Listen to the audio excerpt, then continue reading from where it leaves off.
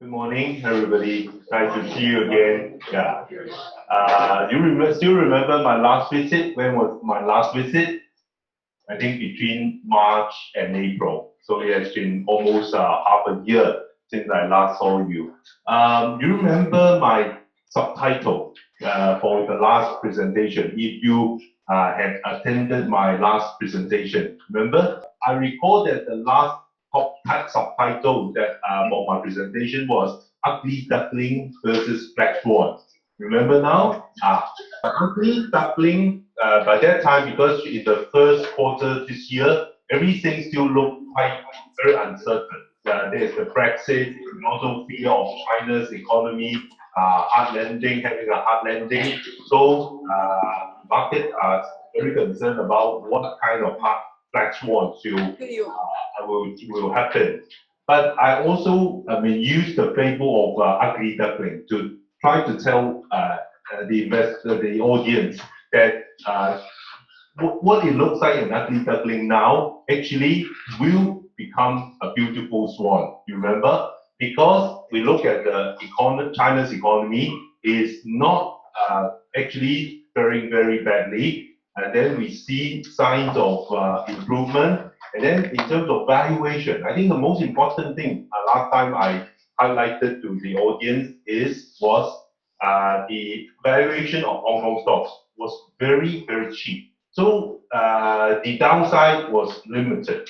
And if the investor has the stamina, the patience to hold, buy and hold, I think the chance to make profits is very high. So let us look at the performance of the Hong Kong market over the last 6 months or year to date. Actually, these are the topics I'll cover today. First of all, the market performance, and then I'll share with you our view on China's economy, whether it's picking up or not, and then our index targets, and then of course, upcoming, a lot of people are watching is the Shanghai Hong Kong Stock Connect scheme. What kind of investment opportunity it will bring to us, and then last but not least, stock picks that I would like to share with you. Okay, market performance. This is the Hang Seng Index performance of this year. So the index hit the low around between February. So the time when I came, March and April, actually it was still near the year low. But since then, the market has stabilized, and then we saw a rally since June, and the Hang Seng Index was up 6.8% year to date. So actually, the Hong Kong market was not, the Hang Seng Index, the blue chip index was performing quite well so far this year. Compared to the US, we slightly outperformed the US, the Dow and the S&P.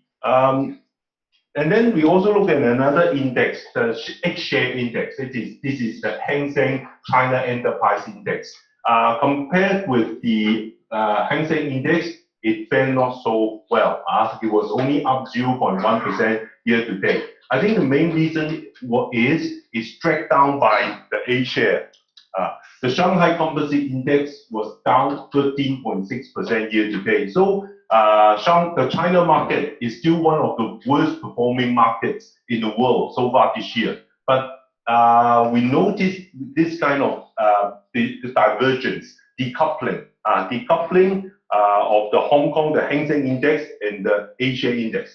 Normally they move in tandem, but this time around we see a decoupling, a divergence in the performance. Why is it so? I think one reason is Hong Kong stocks are cheap, so it did attract the fund flow from foreign investors. And then because of the Shanghai Stock Connect, it was launched in November 2014. So last few months, we saw very clearly that there are fund flows from China into Hong Kong, because every day we can monitor the northbound and southbound trades. It was reported by the exchange how much money, how much transaction was done from China to Hong Kong, buying Hong Kong shares through the Stock Connect, and how much vice versa how much money goes to China. So this year we noticed there's a lot of north-southbound, we call southbound fund flow, 北水南流, and this money goes to certain blue chip stocks, heavy weighted blue chip stocks. So one of the stocks that outperform and also perform very, show strength is HSBC. HSBC, despite the fact that it will be adversely affected by Brexit, because a lot of the business and assets are in the UK and also Europe. However, the share price did not, fall. Actually, it went up quite substantially. I think it's attributable to two reasons. One is because the share buyback scheme announced by the management. So it lends support to the share price, one of the reasons. And the other reason is it's believed that a lot of the 中国大妈, if you look at the southbound trades, these speculations, there is some truth in it. That we saw strong buying from China, from outside Hong Kong on HSBC. So I'm trying to account why HSBC, Hang Seng Index is so relatively strong this first half. And then secondly, another growth driver of the index is Tencent. Tencent share price, because of the earnings and also the prospect of the company, it keeps making new record highs so far this year. And then the banks, Chinese banks, interestingly, because the first half, actually the results are not very impressive. The four state-owned banks, their earnings growth range from 0 to 1%, very minimal earnings growth, because they are very dependent on interest income, and lending has actually slowed down in the first half, and also because of the liberalization of interest rates. So there's downward pressure on interest rate, and it pushes down the interest margin of the Chinese banks. Yet a lot of Chinese banks, many of them were originally trading at 0.7 times or 0.8 times people. Now some of them are trading on par, 1 time people. In our views, the strength is less because of fundamentals. It's more because of the listing of East China Postal Savings Bank. Because all banks, all state-owned assets has to be listed on not below the net asset value price. So if all the other banks are still so cheap, then who will buy China Postal Savings Bank? So before the listing, we noticed the strength in the among other Chinese mainland banks. So this may be attributable to the listing of the savings bank. And after the listing of the savings bank, we do see a correction, the softening of the share price of the Chinese bank, other Chinese banks. So going forward, we think there's still some downside for Chinese banks. If you are holding Chinese banks, we prepare for more correction, because it's gone up too much before the listing of the Postal Savings Bank. Now this event is over, so there is no short-term boost to the share price, and it has to correct. And then other than the banks, HSBC, Tencent, the gaming stocks also lend support. It's also a driving force for the HSBC so far this year, because the high base effect was now gradually disappear. For 2015 up to in the first half, the gross, by high base effect, I'm referring to the gross gaming revenue of the whole industry. So in the first half 2015, the monthly figure was still quite high. every month is about 18 to 19 billion peticus. Peticus is the Macau currency, or some months even close to 20 billion. But this year, in the first half, the best month is around 17, 18 billion. So year on year, in the first half, we see drops. Every month we see yearly drop reported. But starting from August and September, the 2 months, the gaming revenue, Macau's gaming revenue recorded positive growth, started to report positive growth. First of all, I think it's a recovery, the stabilization of China's economy does help more tourist arrival. And secondly, Macau has changed somehow a structural change in the gaming industry. Because I pointed out last time that Macau used to be very dependent on VIP gaming. VIP revenue from the VIP segment used to account for 70% of the gaming revenue and the profits. With the crackdown on corruption and also the slowdown in the Chinese economy, the VIP segment is got a big hit by the two factors I mentioned. But fortunately, a lot of the Macau gaming companies, they shift to mass market.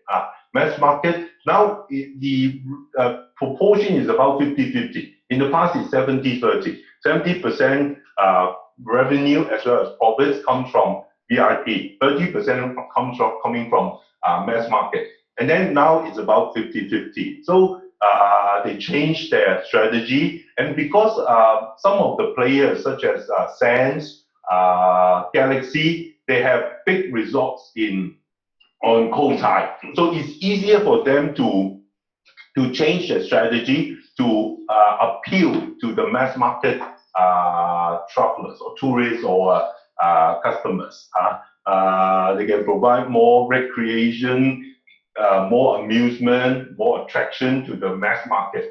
Okay, so we do expect this recovery of Macau stocks also help lend support to the Hang Seng Index, because Galaxy and Sands, they are both constituent stocks of the Hang Seng Index. Apart from that, starting from I think August and September, the oil and gas companies, which are under pressure, they are also strengthening because of the oil price. Now crude oil prices have risen back to $50 from around $40. So the oil and gas companies, before they were very weak, now they are gaining strength.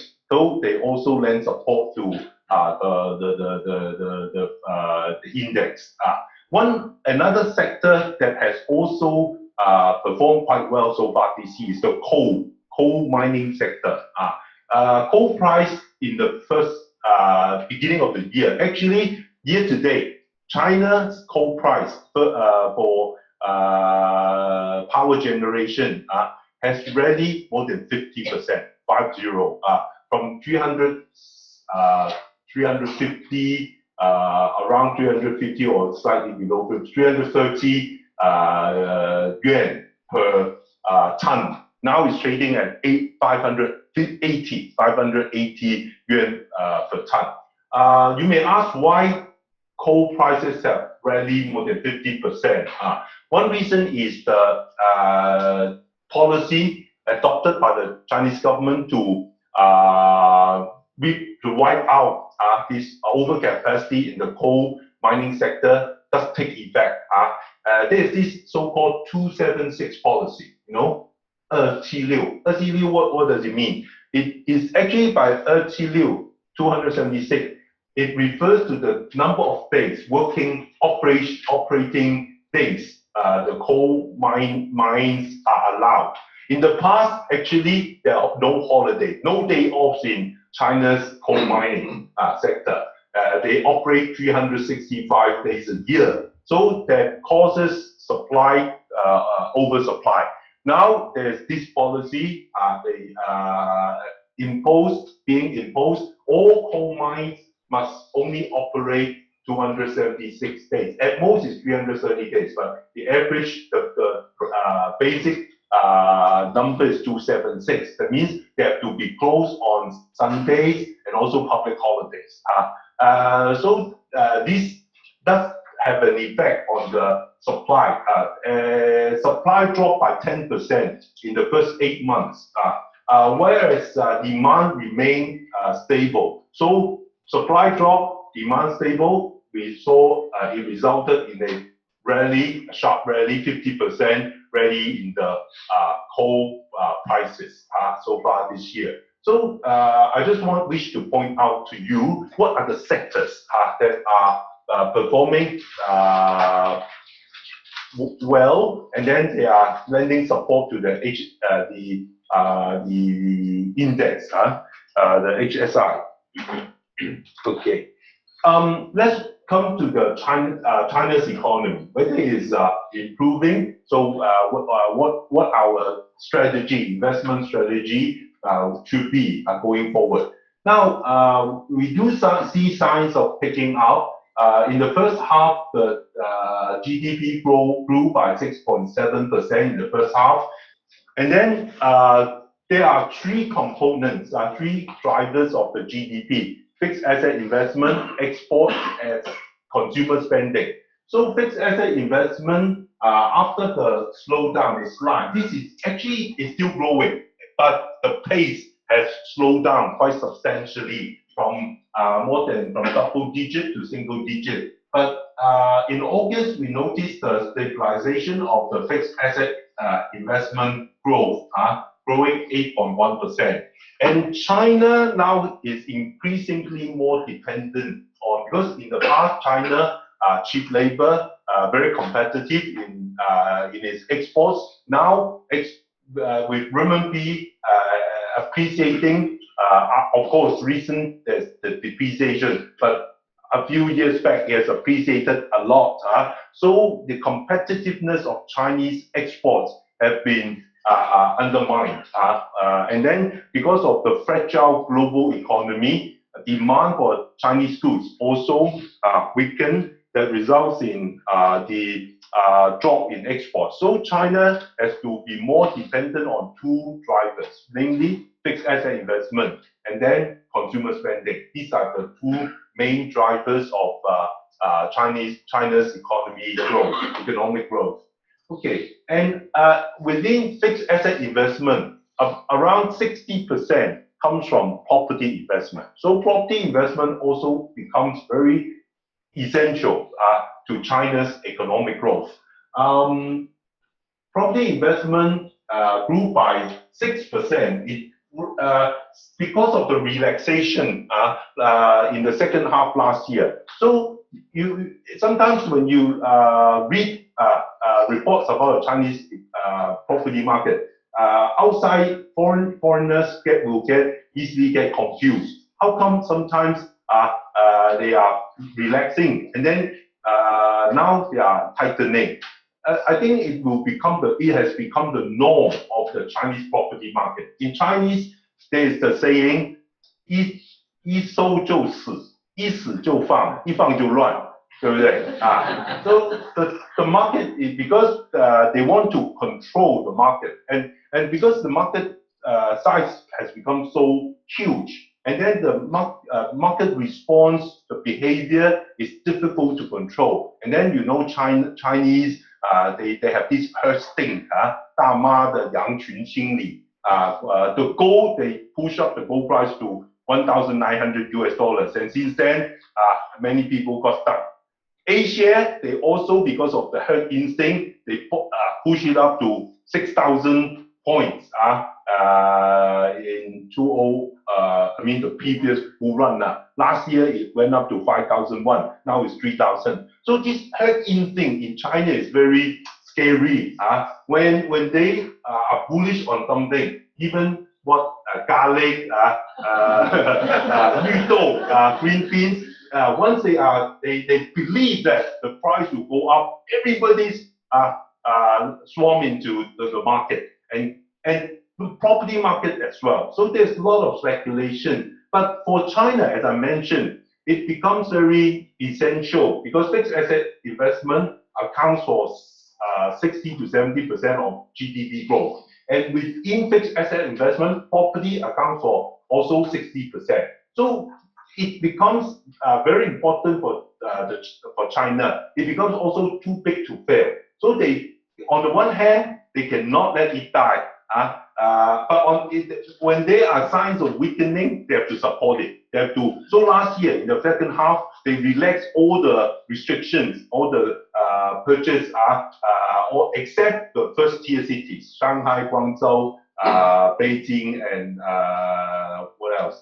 And Shenzhen, the four cities. Except the first tier cities, they relaxed all the rules, the restrictions on home purchase, and then, because of the relaxation, then we see and also the pent-up demand is being released. So there's strong demand for property, and property sales and property prices have rallied very sharply since the second half last year. So now it has come to a point that there are signs of overheating. So the Chinese government have to take action again to cool down, to curb, to implement restrictive measures again. So in certain cities like Nanjing, Hefei, they started to implement restrictive measures. So I think this has become a norm. This is a cycle.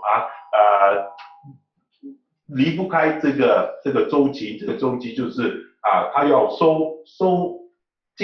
冷却下来，它就要放。放了乱了，它又要再收no way. This is life in China. So now we are entering a contraction phase. Of course, the measures, because the overall economy is still quite fragile. So we believe that the measures will not be too tough. They try to cool down, to control, but they will not impose too over stringent measures and too tough measures on the property market. Okay. Because property sales remain robust so far this year, property investment grew 5.4% for the first 8 months, and then sales grew 25.5% in terms of floor space sold and 38.7% in value terms. Just looking at the percentage growth in floor space and value terms, it also tells that the property prices have risen quite substantially over the last 9 months. And by the end of August, but one thing, one healthy sign is because of the demand for property. So one of the the housing stock, the problem of rising housing stock. We see this problem becoming less severe. By the end of August, 708 million square meters of property remain unsold in China. This is unsold property, but down by 5.12 million square meters from July. So we see a reducing housing stock. That's at least a healthy sign. Okay. Now, I mentioned export and import. So, these last few months, very unstable because of external demand, not stable. External demand, the global economy is still fragile. But over the last 2 months, there are obvious improvement. In exports, picks up, the growth picks up. It rose by 5.9% in August, and then import also rose more by more than 10% in August. So, but we don't expect, because it will be very choppy, very volatile. And then Chinese consumers, they are more eager to spend. So August retail sales increased by 10.6%, actually much higher than expected, 10.3%. We do expect the consumer spending to remain stable in the next 1-2 years, because first of all, the income per capita in China is rising quite rapidly. In the first half, the GDP, the economy grew by 6.7%, but income per capita increased by more than 8%. In the urban population, the income grew by 8.7%. For the rural population, even faster, the growth even faster.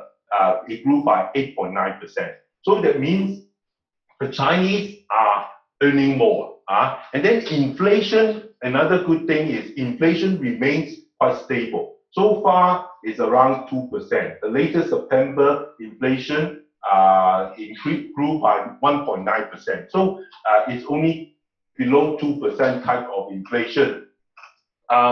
There's real wage growth or real income growth for the Chinese consumers. And then another positive factor is urbanization. Because of urbanization, continuous urbanization in China, there will be more rural population moving to live in the cities, and urban dwellers tend to spend more than the rural people. I mean, the people living in the rural areas. So urbanization and also rising income are the two supporting factors for consumer spending in China. And occasionally, you also see favorable policies to boost consumer spending. One very obvious example this year is the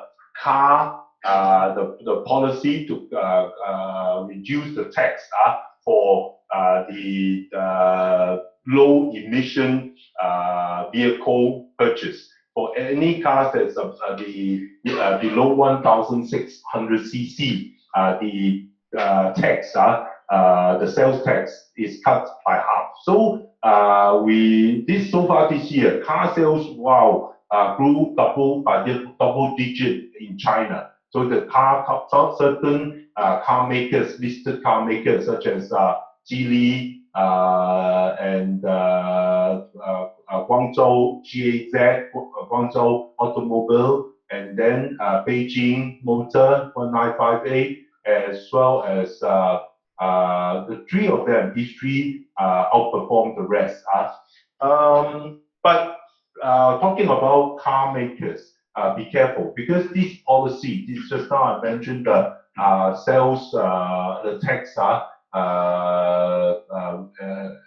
waiver policy will expire in December, and it's not certain whether it will be extended for another maybe 12 months. It's not decided yet. So once if the policy expires and there's no new policy, we are fearful that the demand has been consumed. It has consumed the demand, and next year it would be difficult. It will be challenging for the car makers. Geely, for example, we bought Geely at around $3.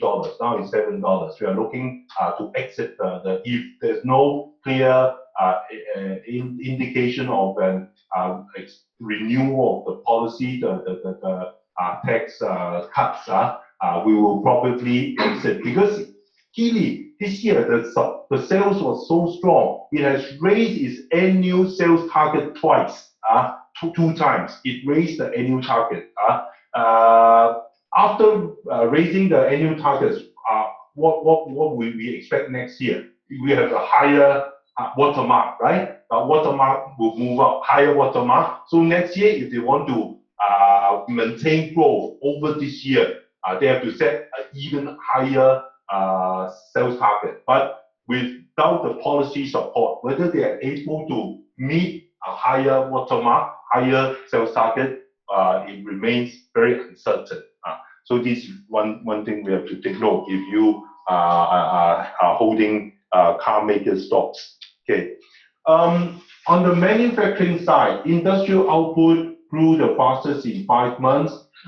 So far this year, it remains stable around 6%. The so-called industrial value-added production 规模以上工业增加值 So the August growth rate accelerated to 6.3% from around 6%. Okay. Consumer, just now I mentioned CPI, consumer inflation remains subdued. The September figure was out Wednesday.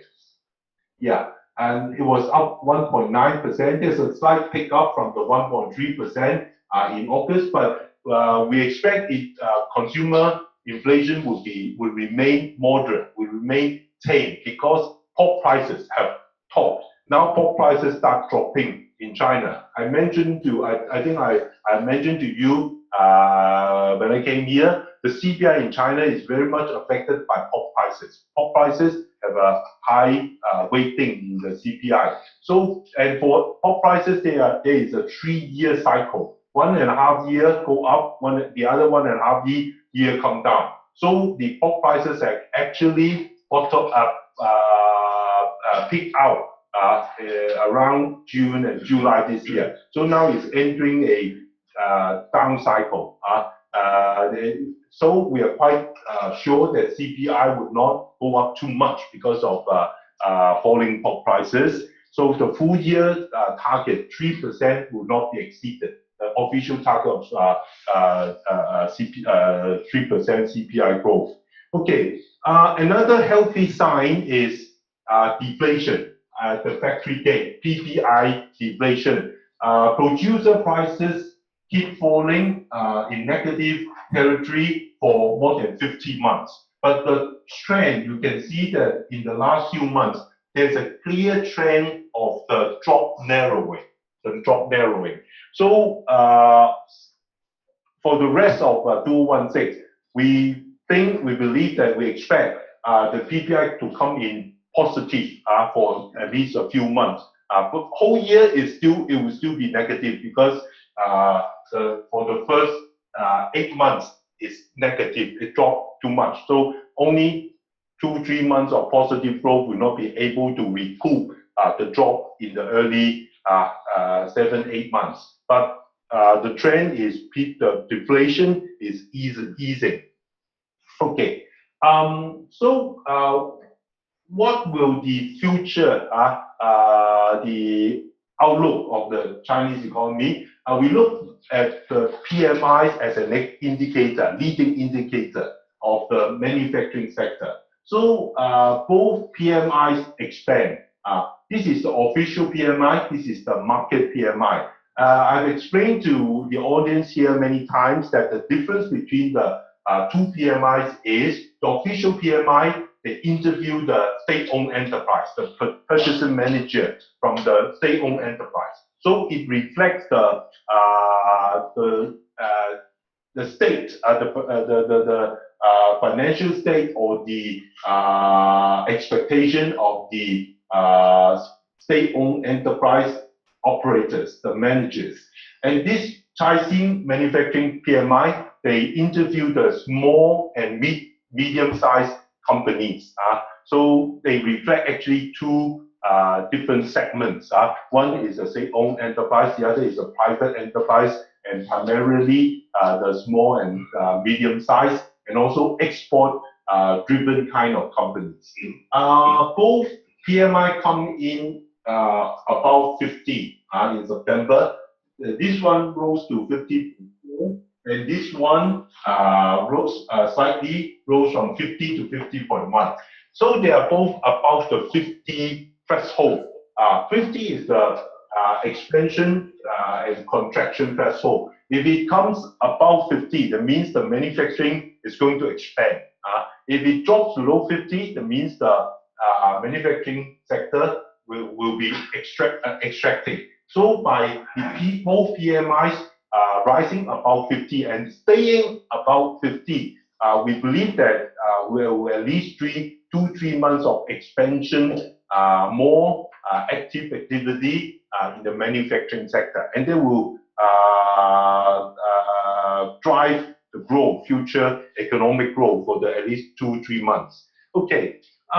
So far, I think last time we talked about China's economy, we emphasized that there's no hard landing. Don't scare yourself of any hard landing, because the Chinese government has prepared themselves. Because I remember last time I told you the economic growth target this year was set. There's a range. It's the first time in 20 years they set a growth range target instead of a specific target. Last time it was always 8%, 8.5%, 7%, 6.9%. But this year they set a range, 6.5 to 7%. I also pointed out that by setting the range, it shows that the Chinese government is also not sure, not certain what would be the growth rate. So they better set a range to give themselves some room. So the range is 6.5% to 7%. So far in the first half is 6.7%, and then in the our forecast for the third and fourth quarter is the GDP is expected to grow by 6.7% in the third quarter. But in the fourth quarter, there will be a slight slowdown to 6.6%. So overall, this year, we are expecting 6.7% for the full year. 6.6% slowdown to, the growth rate slowing down to 6.6% in the fourth quarter is more because of the supply side reform. Now, take for instance, the iron and steel sector. They are still controlling the supply, and coal mining also controlling the supply. So prices will go up, but output will come down. So output comes down, it affects the GDP. And also the latest restrictions on home purchase, property purchase will also take a toll or have an effect on the fourth quarter GDP. So we expect a slightly lower growth in the fourth quarter, but overall 6.7%. So far, I think our core, is accurate. One thing we need to, to review and find out what we have, forecast correctly and what have missed our forecast. One thing that had missed our forecast is, I think, the rate cuts. Last time, in my last presentation, we had expected the Chinese government to do at least one interest rate cut, and two RRR reserve requirement ratio cut to stimulate the economy. But it ends up this year, no interest rate cut and no RRR cut. So that is explained by this shift in focus from monetary to fiscal stimulus. They don't want to use this vehicle or this tool by cutting interest rate. Instead, they choose to spend more, to increase the public spending to stimulate the economy, the fiscal stimulus. Fiscal expenditure jumped 10.3% in August from a year earlier, while revenue rose just 1.7%. So and China, the budget, fiscal budget, the figure is still quite small. It's around 2-3%. So there's still room for the Chinese government to increase their public spending. That means they can afford to see the budget deficit growing. Unlike Japan or US, the fiscal deficit is so huge already, so it's difficult for them to stimulate the economy by spending spending more, doing more public spending. But China, they still have this room or ammunition to spend more. And then looking at the current state of the economy, we believe there should be no interest rate cut or RRR cut this year, because the property market is already showing signs of overheating. If they cut interest rate further, it will only火上加油啦。所以 it's very unlikely they will cut interest rate in the next 6 months. And then also because, as I showed to you, the economy itself is stabilizing and also picking up. So there's no need no imminent need to cut interest rate or to cut the RRR ratio. But the Chinese government is also quite, I mean, so far this year, they use open market operations to provide, to maintain the market liquidity in the banking system. By open market operation, I mean the various tools they're using, such as 逆回购, repo buyback. They lend money to the bank and then they arrange the repo to buy back the bonds. And then if the liquidity drops, then they use the 逆回购, the repo repurchase to supply, to increase the liquidity supply to the banks. And then they also, this year they are very flexible. The 逆回购, the repo repurchase, they introduce 7 days, 14 days, 28 days, so to meet the different needs for liquidity, short term. And then they also implement the so-called MLF and SLF, medium-term loan facility and short-term loan facility to provide liquidity to the banks. So they are not using the traditional tool of just cutting interest rates. They are using market open, money market operation to maintain, to keep the liquidity. And so far, so good. So going forward, we think the policy's focus will be also restraining credit growth, because starting from July, loan growth grew quite rapidly because of the property market. Now banks, Chinese banks, they dare not lend money to the company who do business, I mean to corporates. But they are more willing to lend money to people to buy property because they have the collateral, they feel this is safer, and then the interest margin is also better. So that caused loan growth, new loan growth to surge in the third quarter. So going forward, I think the policy emphasis will be to restrain credit growth a bit, to slow down credit growth, and also imposing property restrictions. Okay, so property developers, 内房股, you see that in the last, it did well in the first half, but in the third quarter, a lot of share prices have come down because of the uncertainty in the policy. It shifts, as I mentioned just now, the policy, that we see a policy shift towards the property market from relaxing, now it's tightening. So you have to, when is the time to buy again, is when you see there are signs of relaxing again, but that will not come very soon, I'm afraid. Until the cooling down takes effect, you see a overall cooling down in the property market.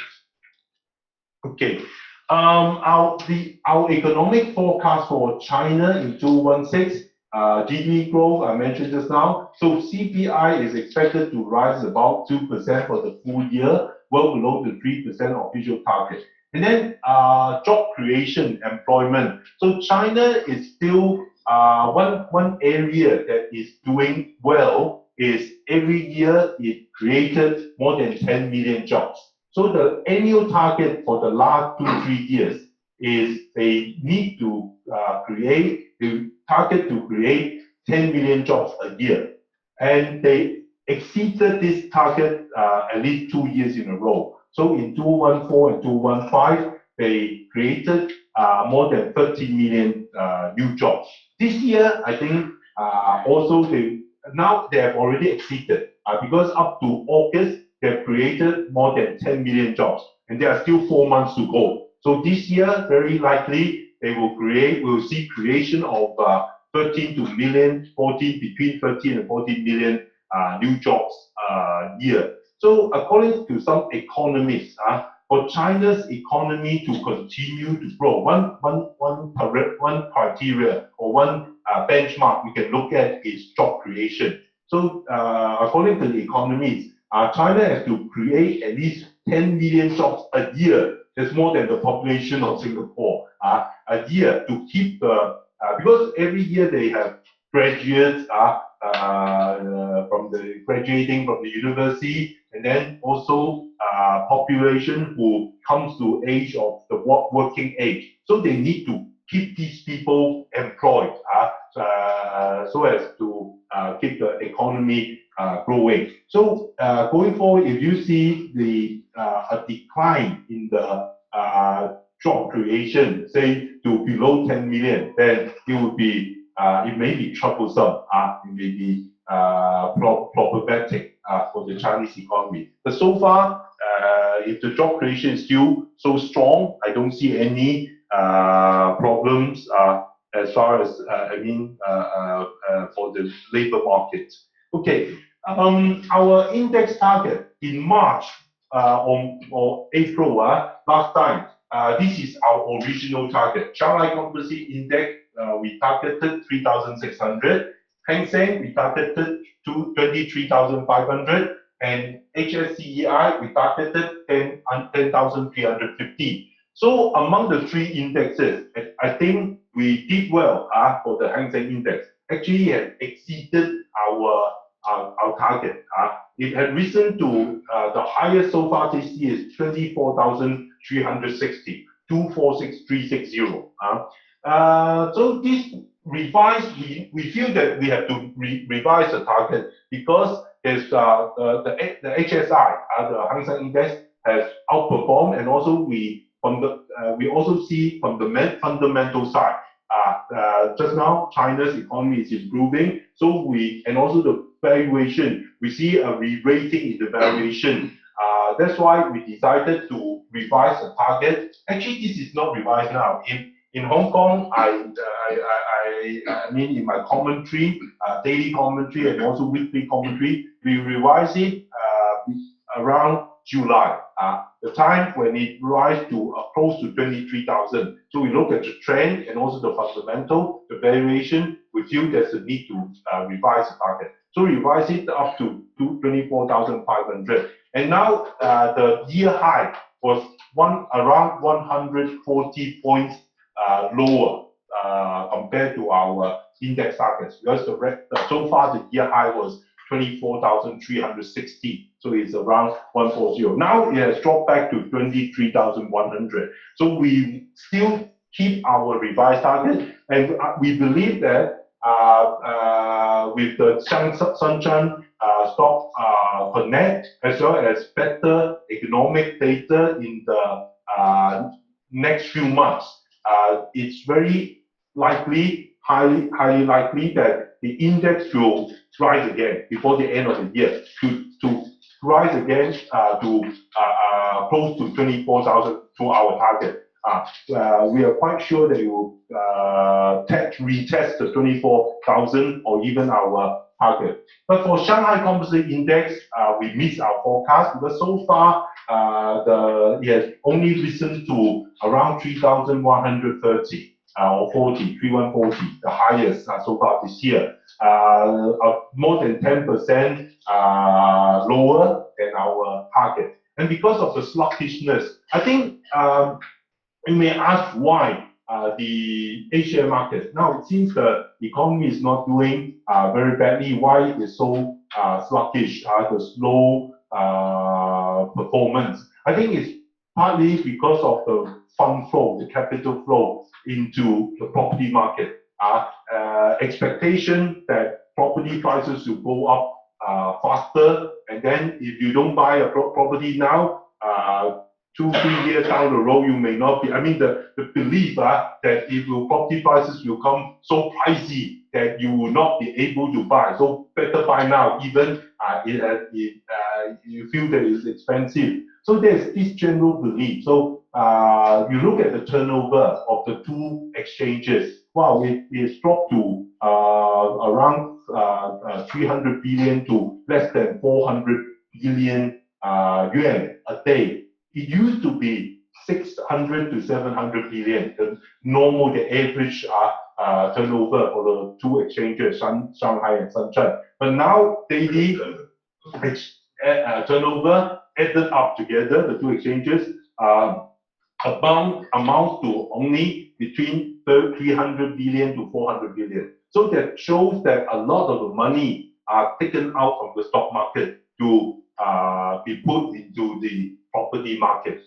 Until we see a reversal, we think for the property market, there's still some hope because where if there's people start taking profit on the property market, provided that it's not a sharp drop, and we don't believe there's a sharp drop in the property market. So people will take profit on the property market, and then when they sell their property, the tendency is they sell it higher than they buy the bought price. They make a profit. Am I right?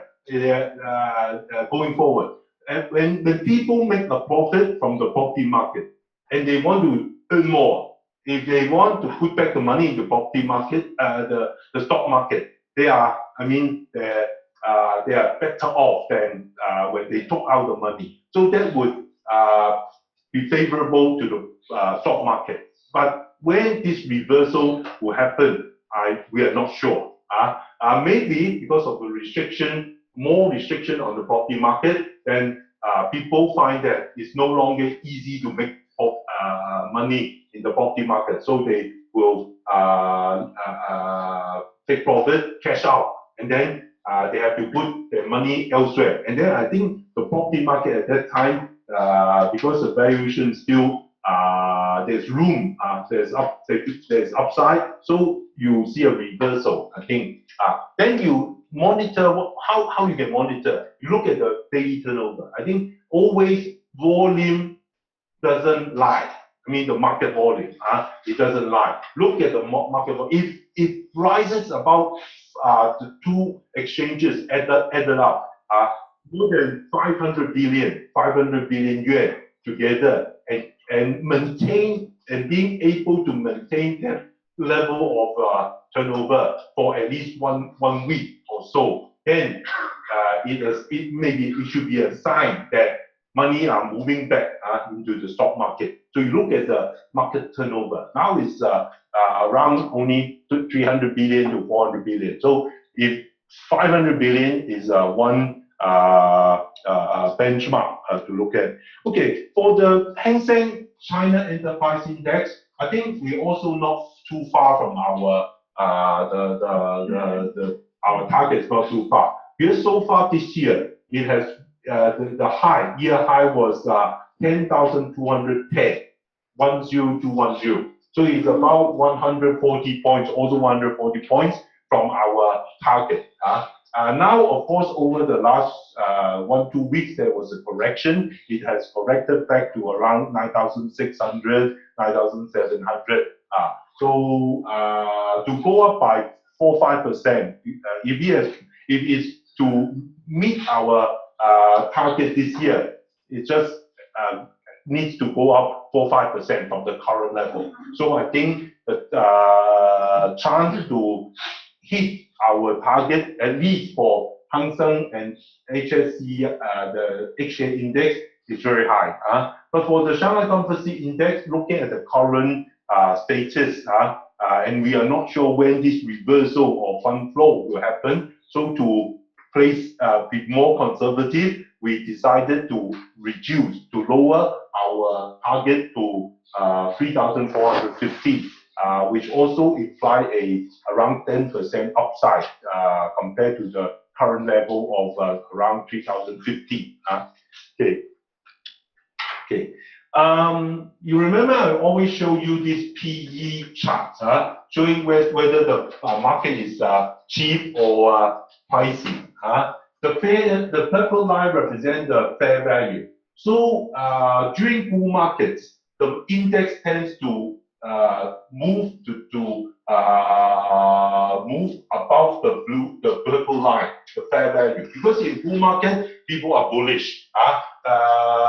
Shares that are worth $1, people will be willing to pay 1.2, 1.5, or even $2 to buy shares that worth only $1, because they believe in bull markets that share price will continue to go up. There's this theory, 豆傻理论 the 4-Li theory, the full theory or the full theory. There will be another fool to buy from me at an even a higher price.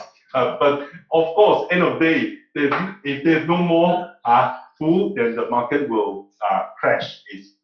So when it is quite accurate, the last two bear market crash is when the valuation rose above the red line, 2 standard deviation from the fair value. That means it's already too pricey. It's unsustainable. And then over the last 4 years, actually, Hong Kong stocks are undervalued because all the time trading below the purple line. Now it has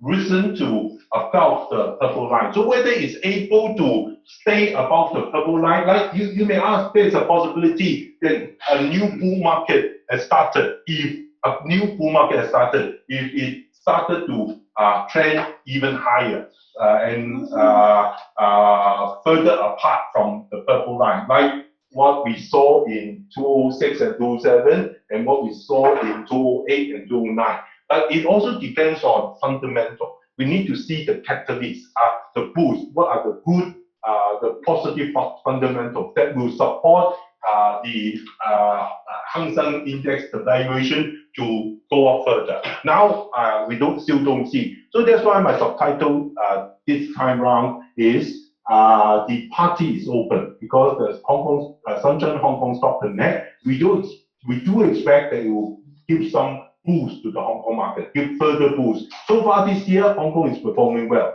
So it will be 锦上添花这个深港通will be able, the Hong Kong stocks will be able to rally further. But bear in mind, it's not cheap now. It's trading at fair value or slightly above fair value. So don't get carried away. Don't get drunk because of the like last year.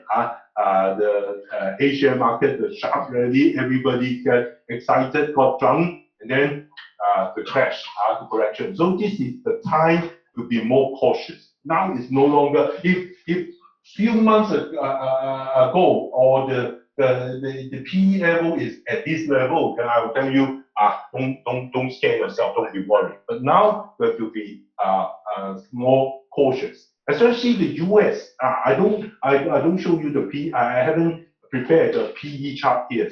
Actually, Dow and S&P, they are very close to the red line. They are trading at 18, 19 times. 20 times for the Dow and S&P, the purple line for the Dow. They're actually very, very close. And for the US market, I believe this may be the last leg of the bull market. It may be the last leg. It may short further up, maybe after the presidential election, but then the valuation is unsustainable, then it will you'll see a sharp sell off. Be careful for especially the US market. Okay. H shares remains attractive, so selectively you can look at some H shares because you see that H share, the PE is still far below the purple line, unlike the HSBC, the Hang Seng Index. Okay. But that's why at the beginning I tried to explain to you that strength in the Hang Seng Index is actually affected by a few heavyweight stocks, such as HSBC, Tencent. It's not overall kind of strength. It's just focused. The strength comes from few heavy-weighted stocks. Okay. As for Shanghai A-shares, it's also approaching the fair value. So we think 3,450 would be an appropriate target this year without further boost or stimulus or catalyst. Okay. Okay. Now this is what is this? This is the A-share premium, because this is the index, China A-share AH premium index. For companies, there are a number of companies listed both in China and Hong Kong. The same company, they have A share and H share. Actually, they are the same company, but share price different. A share tends to trade higher. So if the premium, say for instance, if the premium is 145%, that means the same company, the share average this is average is trading 45% higher than the H shares. That's what it meant. 145%. So actually for the same company, AHS, it should be trading on par, right? 100%, same price. But because of the market, different perception in the different market, and then in China, because the China market is not fully open yet. Unlike, I think in the past, you have the Malaysian market. You can buy in Singapore and then sell in Malaysia, move the shares to Malaysia, the crop, you remember? So you can do arbitrage. China, now you cannot do arbitrage, despite the same stocks. You can, because the registrar, you cannot move the share, buy in China to move the share through the register to Hong Kong, and then actually you should do the reverse because Hong Kong is cheaper. You cannot buy the H share and then move it to China and then sell on the A share. Wow, if that's allowed, you make a lot of money. But of course, if that's allowed, you will not see the premium because the arbitraging will narrow, will bring down the premium. So it depends on the market situation, but you do see the fluctuation over the last 3 years. Between 2012 and 2014, A share are actually trading close to the par, or even slightly below H share price. But since 2014-15, you see a reversal. Why is it so? Because remember, if the rally on the H share market, when did it start? Actually, it started in 2014, late 2014. And 2015, it was a sharp rally. Remember last year, 大行情, everybody so happy, so excited. So before 2014, first half 2014, actually the Shanghai market was dying. Nobody, foreign investors as well as local investors, there's no interest. So at that time, H shares cheaper. So foreign investors are still buying in Hong Kong, buying the H shares. But Chinese investors, they are not buying the A share. That's why the A share trading close to the H share price, or even below the H share price. It's because during that time, foreign buyers, they see the valuation, they are buying H shares. But Chinese investors, they're selling A shares. So that caused the premium to come down. And then last year, wow, the Chinese investors get excited. They get carried away. So they bought, and then to cause the A share to the premium to really very sharply. And then it topped out around May and June last year. Yeah. And so it came down. Now the same thing actually happened like as in during this period is Chinese investors find no interest in the Asian market. You know, I mentioned to you every day the market turnover so low, but foreign investors see the value. So actually now over the last 5-6 months, foreign investors are buying Hong Kong H shares. They see the value. That's why you see the premium coming down. So what's our call going forward? Unless the Chinese market pick up, Chinese investor buying H share again. Otherwise, at the current valuation, H shares are still quite cheap. So we expect this premium to come down, to continue to come down. So buying H shares will be more profitable if it comes down, because H share doesn't move or rise less than H shares. They will cause the premium to come down. So one should buy the H shares because there's more interest from foreign investors at this point of time towards the H shares, whereas A shares still 半死不活的